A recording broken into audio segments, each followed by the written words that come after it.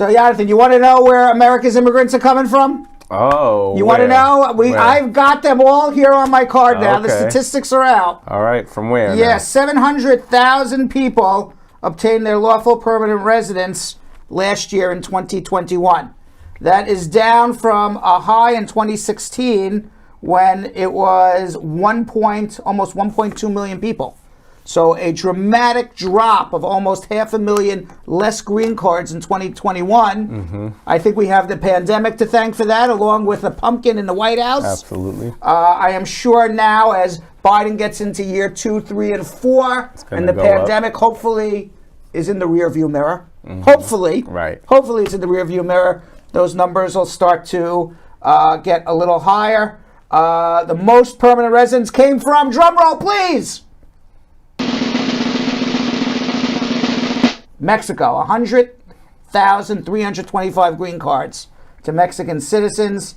Another 46,000 moved from India. 41,000 from China.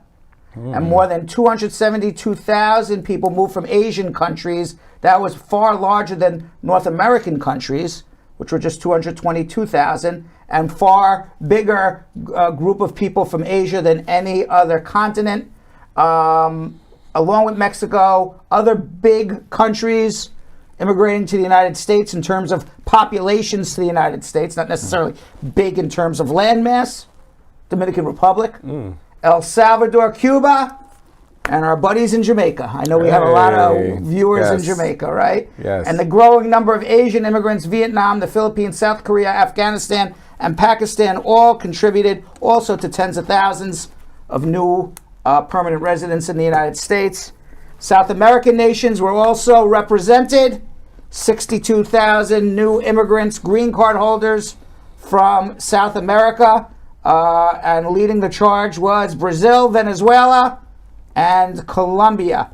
76,000 people from the African nations, led by 12,000, also a lot of viewers watching from Nigeria. Oh, yeah. 12,000 new green card holders from Nigeria, and 7,500 new green card holders from the Congo, along with thousands of others from none other than Jonathan's homeland, Ethiopia, Egyptians, Ghanaians all earned lawful permanent residence.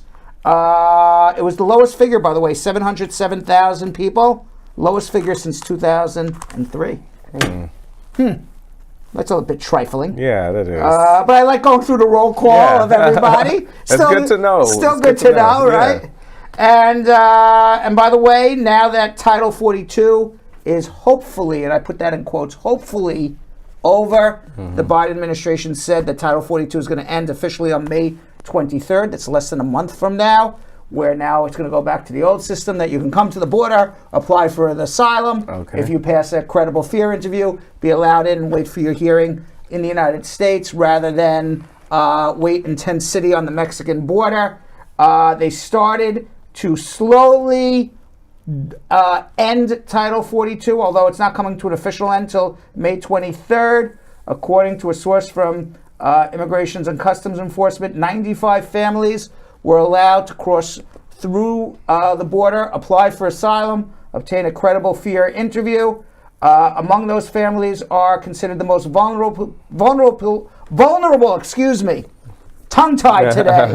Vulnerable people who have been waiting in Mexico for Title 42 to lift, some waiting more than a year. And these families include pregnant women, children, unaccompanied children, and women, and children with special needs. Now, the ACLU spokesperson applauded the exceptions being made and pressed the administration to follow through on their plan to end Title 42. Lee Gallant, an ACLU lead attorney on Title 42 litigation, said that we expect the administration not to backtrack on its promise to end Title 42 by May 23rd, because the pandemic's over for everybody, except those waiting on the border to apply for asylum. It's still apparently a pandemic for them. Yeah. Now, on Thursday, some Republican states, that's why I said I put it in quotes, hopefully it'll be over on May 23rd.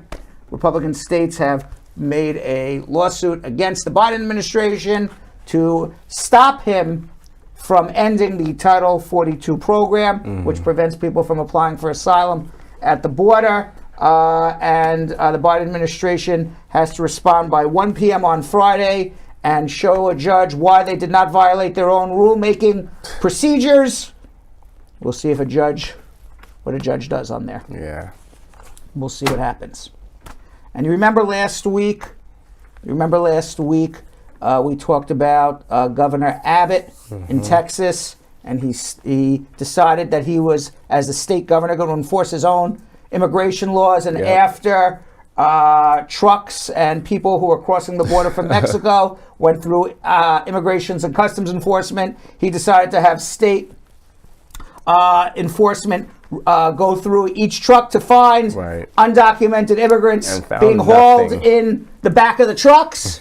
They found nothing. Yes. Well, Perryman Group, an economic consulting firm in Texas, estimated that this 1 week stunt, I don't even think it lasted for a week, cost the state of Texas more than $4 billion. What?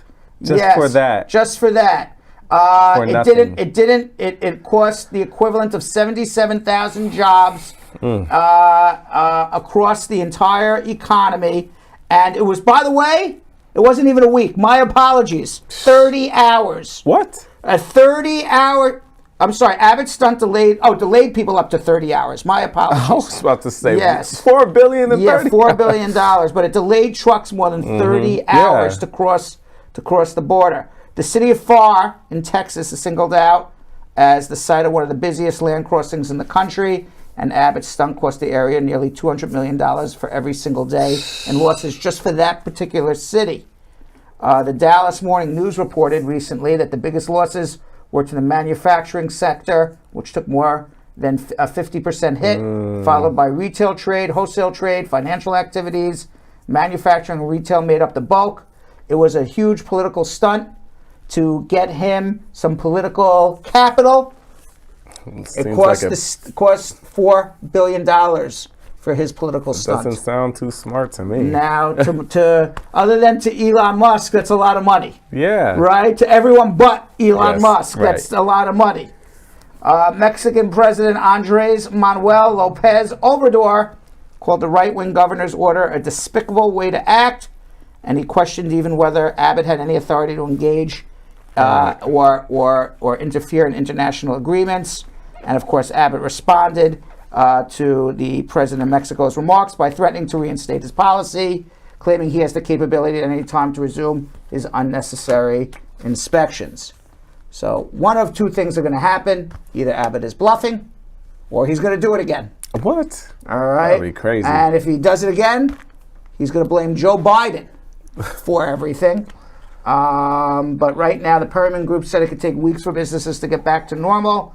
And Democratic challenger Beto O'Rourke tweeted, quote, Abbott just single-handedly cost us more than $4 billion as he jacked up inflation across the state. And now Abbott, again, it's all about making immigration a cultural wedge issue. We talk about it day after day after day. So immigration has nothing to do with running the state. It is a federal issue, immigration. Yet Abbott is running. He is running for reelection for governor of the state of Texas on an immigration platform.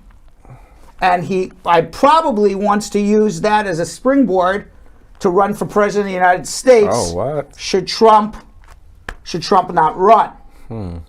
Now, Governor Abbott said he is considering declaring that there is a, quote, invasion under the United States Constitution, an invasion of people coming across from the Mexican border and using state personnel as a result to deport migrants.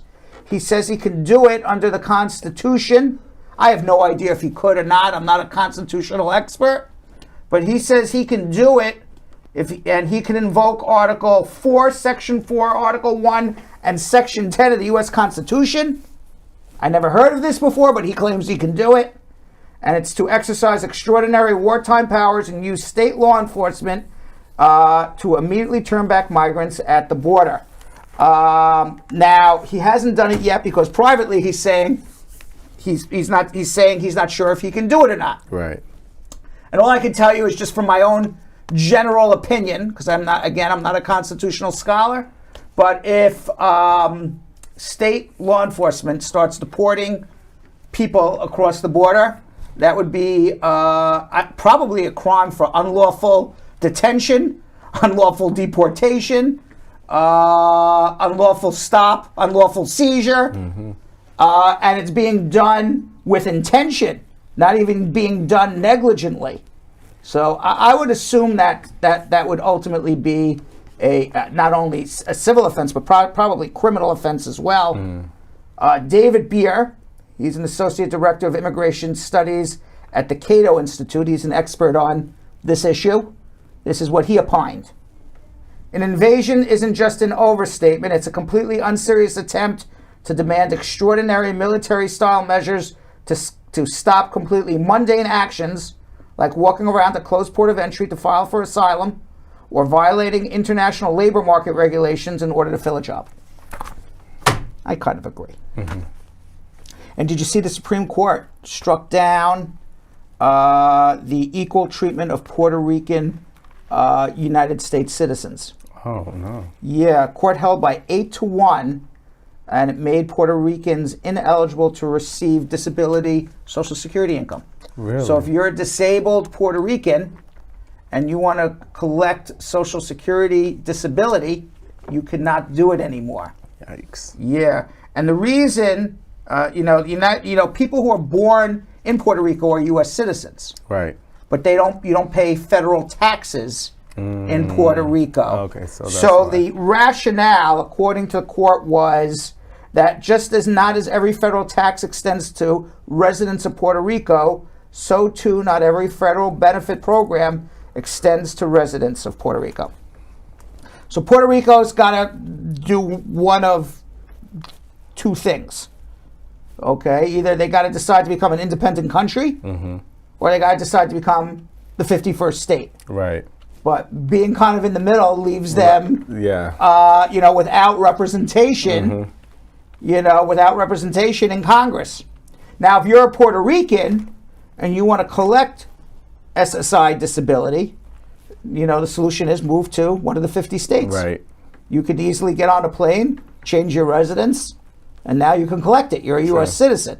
You just can't collect it living on the island of Puerto Rico. Okay. So that's where that is. At least they could still do it if they had to. Yeah. Right. So there was a big election in France. I don't know if that was of interest to you. It was interest to me. Yeah, my family went to French school in Ethiopia, so and it was a election between a moderate to liberal Democrat-style politician, who is Emmanuel Macron, and a right-wing authoritarian person, more in the likes of somewhere to the right of Donald Trump. Okay. Not even Donald Trump, but to the right of Donald Trump. Her name is Le Pen, and Marine Le Pen, and there was a little concern. You're right. There was a little concern that she may win the election, and if she did, that would be a big problem for NATO and European Union response to the Russian aggression in the Ukraine, because she has been cozying up to Putin. I see. She is actually in favor, was on record of being in favor of the invasion. Oh, no. And it does not want France to go up against Russia. But in the end, her ties to Russia did her in. And even though she is somewhere between right-wing and fascist and anti-immigrant and probably racist as well, her dad was also a politician. He was a racist. She has kind of softened her opinions from her father's, but probably is right there in that gray area too. I'm just glad she didn't win. Yeah, that would have been pretty bad. Now the only solace that comes out of this from others is that, of course, now the NATO position, the European Union position stays strong against the Ukraine. And even some analysts in the United States pointed out that Macron won despite approval ratings of less than 40% in France, which is about the same as President Biden. But I don't know if that's a real good comparison because their election systems are completely different than here in the United States. But congratulations to the reelection of Macron. And did you see Secretary of State Anthony Blinken and Secretary of Defense Lloyd Austin went to Kiev this weekend? And they met with President Zelensky. It was the biggest open secret that I've ever seen. Okay, everyone seemed to know they were there, but nobody announced it. Russia, they bombed 5 different train tracks. We don't know how Blinken and Secretary of Defense Lloyd Austin got to Kiev, but presumably the other leaders have gone by train. But they seem to have made it, and they saw Zelensky, and they agreed for more financing for the war effort. You know, the United States at this point is saying they're staying out of the war. For all intents and purposes, other than us putting boots on the ground, the United States is at war with Russia at this moment, other than us putting boots on the ground. I would presume that we have military advisors advising the Ukrainians how to fight the Russians. We have provided them with all the military equipment and financing they need to fight the Russians. And I would believe that we are in close coordination with them, which is a far cry from 2 years ago or 3 years ago when President Trump refused to even give Ukraine $300 million in military equipment because he wanted Zelensky to go on CNN and lie and say they were investigating Biden and that's what ultimately led to Trump's first impeachment. If you remember. I do. And I'll tell you something about President Zelensky. Everybody thought Ukraine was going to keel over, and they weren't. You know, obviously the United States is heavily involved in financing the war effort now, and if it weren't for NATO countries, not just the United States, but all the NATO countries chipping in and helping finance the Ukrainian effort, Ukraine would have been run over by now because they didn't have the military equipment to fight the Russians. But I'll say one thing about President Zelensky. Everybody, including myself, thought that this is what I think is the difference. Everybody, including myself, thought that when the Russians came to invade, Zelensky and the government was going to run. Get out of Kiev. They're going to kill us. And what I think he did, which rallied everybody in the entire country around, is he said, I'm going to stay. This may be the last time you hear from me. They may kill me, but I am staying here. My government is staying here, and we are going to defend our capital. That's deep. And I think that, more than anything else, really took everybody by surprise. It showed what a tremendous leader he is. And besides, you know, he's done 2 great things. I mean, I don't know what he's doing, you know, on a day-by-day basis, but from what I see, he did that, and he has this way of cajoling countries and people to feel sympathy for what's going on in the Ukraine. He goes and gives speeches, and he turns his speech to what people want to hear. He motes empathy and sympathy and gets the world on their side. I agree. He's a good actor. But that's what Ukraine needed. Very lucky that he's there. Especially coming from like his past, I would have never thought that he would have stayed. And he's like the captain, you know, saying like, I'll go down with my ship if I have to. But I mean, you got to respect that. I mean, look at the difference in Afghanistan. The president of Afghanistan, Karzai, as soon as the Taliban came close to Kabul, he left. He left. He left. He got on a plane and said, I'm out of here. I'm taking my money and I'm leaving. So who wants to fight if their leader leaves? Zelensky didn't take his money and leave. He said, I'm staying here. This is my country. This is my city. You gotta respect it. Meanwhile, the United States, they've given more than $3.7 billion to Ukraine. It's more than any other country has received in military aid since the beginning of the year. They just gave 120 new drones. These drones are outfitted with bombs. Oh. And what they do is they have people flying the drones from miles and miles away. These tiny little things, they go fly right above a tank, explode right above a tank, and blow up the tank. Really? Yeah. Wow. So, it's amazing.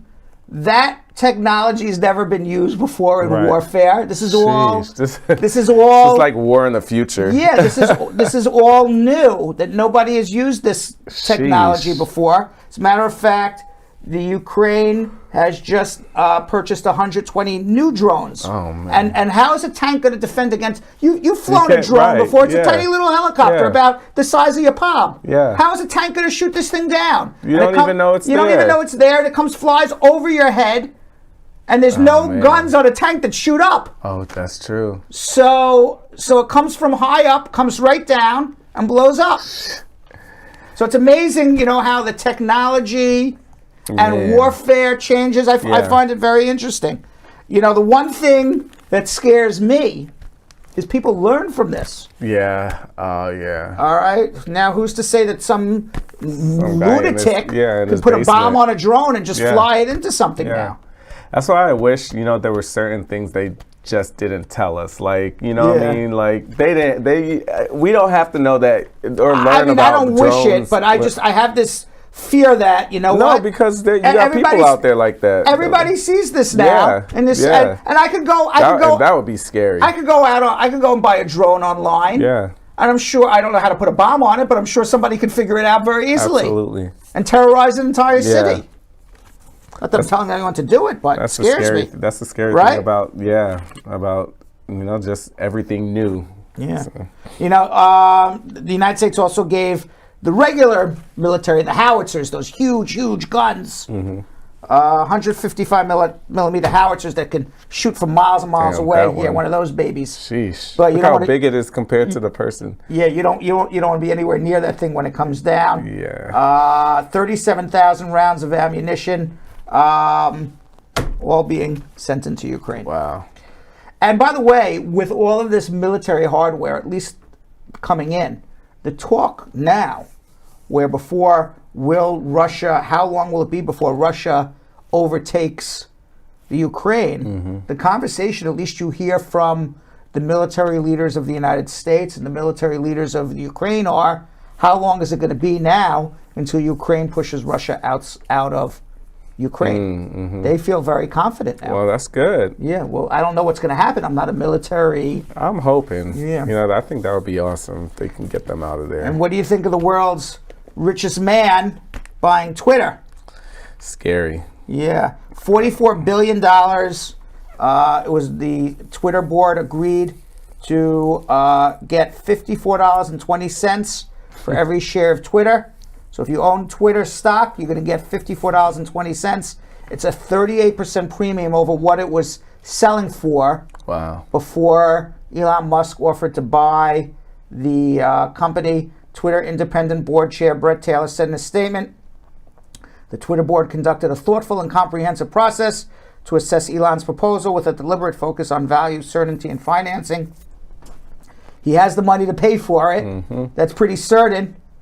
And he has the financing. And it's a 38% premium over what it's trading for. Sounds like it's a pretty good deal for the Twitter stockholders. I don't know if it's a good deal for the Twitter users. For the world. For the world, because he is a free speech advocate. Yeah, you see what he says? I hope even my worst critics remain on Twitter because that is what free speech means. So it could be, Twitter could turn in, I'm going to use a bad word, but Twitter could turn into a shit show. Yeah. Okay, where there's absolutely, my concern with Twitter is there will be no moderation. Right. The worst of the worst of the worst. I don't like that. Are going to come out. People are going to come out from their rocks and spew the worst hate and the worst lies And if anything that the world has ever learned is the bigger the lie, the more believable it is. Yeah. And nobody says free speech is unlimited speech, Elon Musk. Right. Okay, we have free speech in the United States, but we don't have unlimited speech.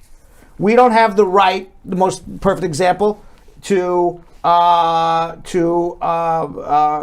disseminate child pornography. Right. Someone could say, "Oh, I have free speech. I'm allowed to send it to anybody." So what do you do then? You can't. That's illegal. All right. So free speech ends where somebody, to me, where the injury to society is bigger than your right to a free speech. And I think the biggest problem that social media has as private companies is they've had a hard time finding where that line is. Where's that line where we want to give people free speech, but at the same time we want to be able to not harm society. Right. And the thing with Elon Musk is he's going to move that line very far away from where it is right now. Because his belief is that there is no harm to society as long as there's free speech. Yeah. So that line is going to move far over from where it is. And my thing is, just like he said, oh yeah, I would even want my biggest, critics to still, say whatever they would like to say. I feel like when you have somebody that's just so rich and untouchable, like you'll say that, oh yeah, I want all my haters on there, but like that will actually hurt, other people. It will hurt their businesses. It could, like you said, just like with Trump and January 6th, just like throwing something like that out.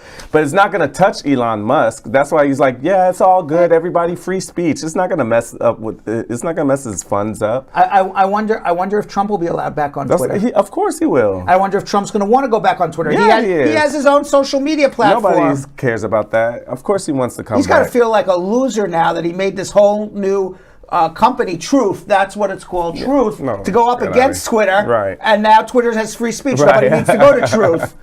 Yeah. Truth Social. Yeah. All right, let's Fuzzy Monday. Let's see what we got. Let's do it. Fuzzy Monday. Let's get fuzzy.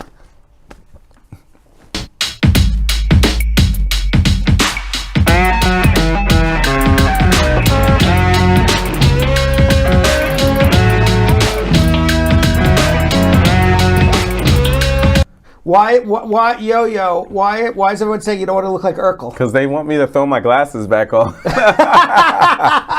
They want me to throw I'll bring them back. I got my contacts in. Yo, looking like Urkel. They was like, it's a fashion statement. Yeah. All right, so here's the reverse Goldilocks scenario. A California family discovered 5 bears were sleeping in their home, under their home. The South Lake Tahoe residents had been hearing some odd rumbling, some snoring-like noises throughout the winter, but had been ignoring these mysterious sounds, Jonathan, because they simply didn't make any sense. Why would there be snoring coming out from under my house? But according to the Bear League, a nonprofit dedicated to helping people coexist with bears, they wrote on Facebook that these people were not imagining things. It turns out that a mother and 4 young bears around 1 year old were waking up the humans from snoring and hibernating under their house. The residents didn't realize there were 5 bears under their house until we got there. We're talking about the Bear League. They come in and help people coexist with bears. And we got there and told the bears to come out. Come out, bears! I don't know how they tell a bear to come out, but they told them, come out, you bears! And they counted like 5 bears. They thought they just had one very noisy bear, but it was a 5. Mother and 4 bears. So what they do... That's the mother right there, peeking. Yeah, what they do is they uninvite the mother back under the house. They make the mother scared to go back under the house. So then the mother thinks they're in danger, and then the mother called the rest of the bears out, and they all left quietly. Yeah. Now, nobody actually physically hurts the bear, but the bear may have some emotional problems after. Scared. Oh. Scared a bear. And scaredy bear. Right. Not a scaredy cat, a scaredy bear. Yeah. And I heard that, I think one of them was like, the 3 were her biological cubs, and one is like an adopted. Yeah, one. I thought that was pretty interesting that a bear would have empathy to adopt a bear that's not hers. No, it really makes sense when people say, "Oh, you're a mama bear." Like, you really are down for your cubs. So it also goes that these bears are much more intelligent. Absolutely, they have a lot more going for them than you would think. And they just because you can't communicate with them, you think there's something exactly. But here's a bear that found an orphan cub and brought her into the family. I love it. Yeah, I love it. That's very fuzzy. And meanwhile, that was a very fuzzy story. Yes, teddy bear. Yes, teddy bear fuzzy. Yeah. And according to a new poll of 2,000 dog owners, Jonathan, 45% believe their dog is in better shape than they are. And 21% believe the opposite, that they're in better shape than their dog. And 7 in 10 said they have become physically healthier since getting their dog. Many exercise with them. 7 in 10. Yeah, 68% said they hated exercising before they got their dog, because when you have a dog, you have to walk the dog. You have to. You have to go play with the dog outside. And you end up exercising. It's true. So not only is a dog emotionally healthy for you, turns out that dogs are also physically healthy. Yeah, see, my dog was kind of like that. Whenever I would like try and do push-ups and stuff, he would just be all up under me. I didn't know you had a dog. I did when I first moved here to New York. What happened to your dog? I had to give him to his godmother because New York just wasn't for... I had a small apartment, and I had 2 pits there as well. I had a small dog, so it was my best friend had 2 pits. I was like, this isn't good for Polo. Yeah, no. So he's in Florida enjoying the sun. He's retired to Florida, right? Yeah, no, he loves it, so it's okay. Now, according to Sean Booth, a reality TV personality, fitness trainer, and spokesperson for Origin Amazing Grains, said the benefits of owning a dog extend well beyond companionship. Doing things together benefits both you and your 4-legged adventure buddy, and just as you take care in keeping them active and feeding them right, they're also taking great care of you. Dogs are active animals. Working out together is mentally stimulating, builds trust, and strengthens your bonds. And I have to say, Yo-Yo, the dog with the dumbbells, I have to say, I read this, I want to go get a dog again. I know. Well, you're on your own when it comes to that, because Jessica Leamy says, still don't want a dog, I got kids. I guess if you have kids, you got to chase kids around. That's good exercise, too. I want to get a dog. I definitely want to get a dog again. I think I can. And by the way, the world's oldest living chihuahua has been discovered by the Guinness Book of World Records. The chihuahua's name is TobyKeith.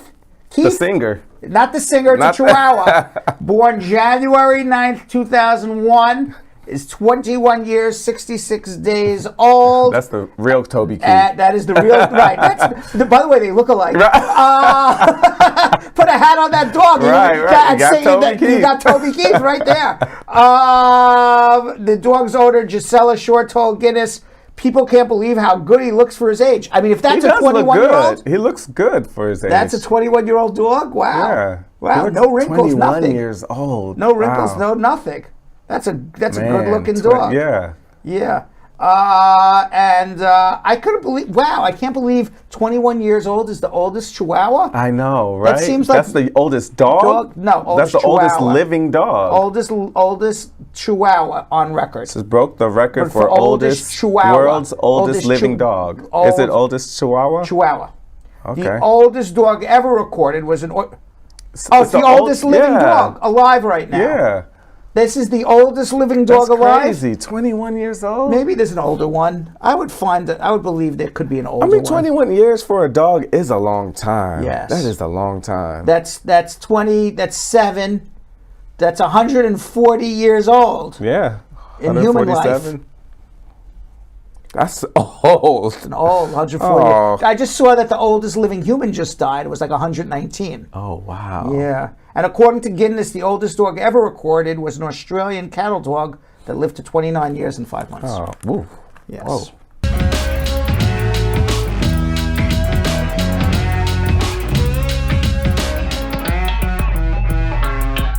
Thanks for watching. For more Brad Show Live, like and subscribe to our YouTube channel.